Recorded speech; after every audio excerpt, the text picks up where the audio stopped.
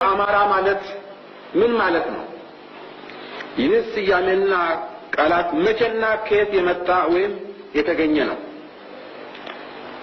በጣም ራቅ ባለው ጥንት ጊዜ እስራኤላውያን ኢትዮጵያን ሊጎበኙ ይመጣሉ። የሀገራችንን በደንና በዱር አራዊት ያሸበረቁ የተራራና የኮረብታ ሰንሰለቶች በእነኚህ መካከል ያሉትን ቁጥራቸው የበዛ ወንዞችና ሸለቆች በአጠቃላይ የኢትዮጵያን መልክዓ ምድር ገጽታና የሕዝቡን ባህልና አኗኗር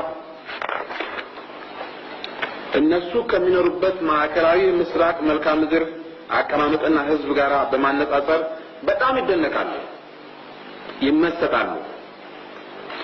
እነዚህ ጎብኚዎች ከብዙ ቆይታ በኋላ ወደ ሀገራቸው ተመልሰው የአማራን ሀገር አየን ወይም በአማራ ሀገር ጉዞ የሚል ጽሑፍ አውጥተው ኢትዮጵያን ህዝባቸው ያስተዋውቃሉ። በዕብራይስጥ ወይም በሂብሩ ቋንቋ አማ ማለት ህዝብ ማለት ነው። ሐራ ማለት ተራራ ማለት ነው።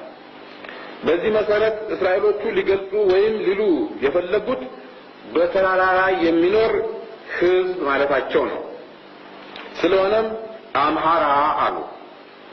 ይህ ቋንቋና ስያሜ ከዚህ በፊት በሀገራችን አይታወቅም። በዚህ የሚጠራ ብሔረሰብ የለም።